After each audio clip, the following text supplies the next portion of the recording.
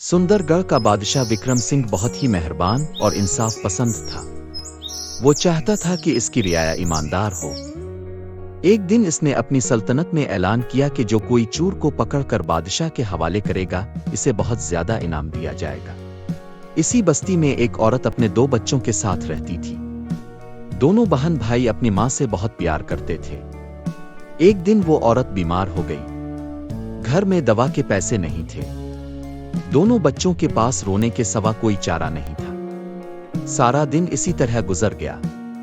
अचानक लड़की की नजर पड़ी।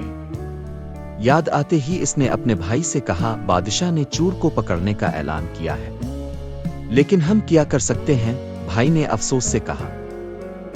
भाई, एक चाल से हम माँ की जान बचा सकते हैं। तुम मुझे दोनों हाथ बांध कर बादशाह के पास ले जाओ और कहो कि ये लड़की चोर है। बादशाह तुम्हें इनाम देगा ताकि तुम माँ के लिए दवा खरीद सको।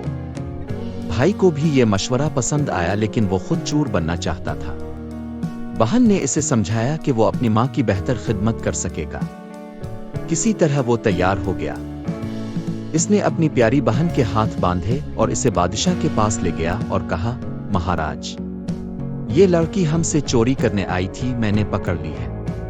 बादशाह ने कहा, तुमने बहुत अच्छा किया। इसने लड़की को जेल में बंद करके लड़के को इनाम देने का हुक्म दिया। जब लड़के को इनाम दिया जा रहा था तो उसकी आंखों से आंसू बहने लगे। बादशाह को शक हुआ। इसने सिपाहियों में से एक को कहा, खामोशी से लड़के की पैरवी करना। लड़का माँ के लिए दवाई लेकर घर वापस आ गया। माँ ने पूछा, तुम्हारी बहन कहाँ है? लड़का खुद को रोक ना सका और बिलक बिलक कर रोने लगा। बादशाह का भेजा हुआ सिपाही चुपके से ये सब देख रहा था। वो महल वापस आया और बादशाह को सब कुछ बता दिया। बादशाह की आंखें हमदर्दी से भर आईं। लड़की को जेल से बुलाया गया और इसे कुछ और पैसे दिए और कहा कि बेटी, मुझे सब मालूम है, तुम जल्दी घर जाओ और अपनी माँ की खिदमत में मदद करो।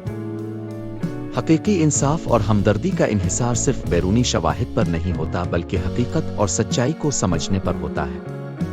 जब हम दूसरों की मदद और सच्चाई को समझते हैं तो हकीकी इंसाफ और हमदर्दी की हकीकी तस्वीर सामने आती है।